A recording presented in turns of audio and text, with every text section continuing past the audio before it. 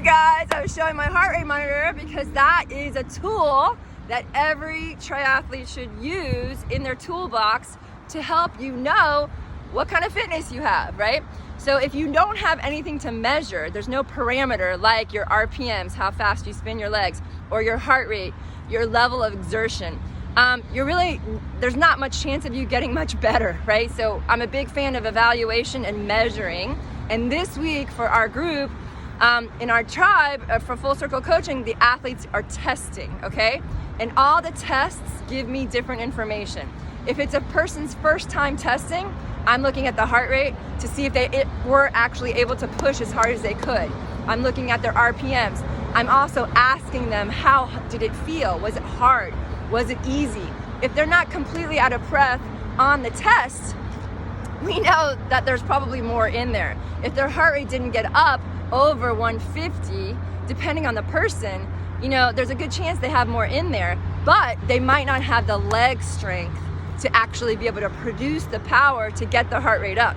Another factor to consider is when someone has a really low heart rate, they might be aerobically fit in another sport. So maybe they're a great swimmer, they have awesome conditioning in the swim, so their heart is very conditioned, but when they get on the bike, they're not able to get their heart rate up because they just don't have the mechanics to pedal the bike to get the heart rate up. Does that make sense? I hope.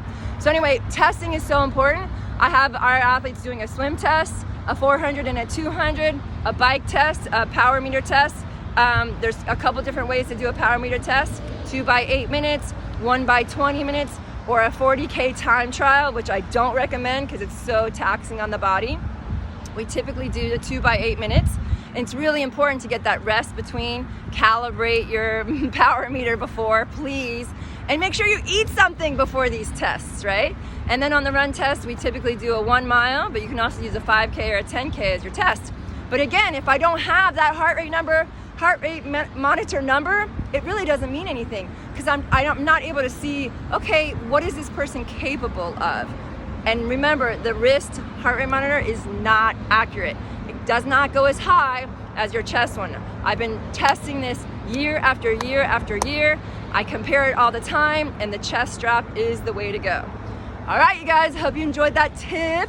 Please share with your friends, heart, like, and I'll see you on the next one. Bye.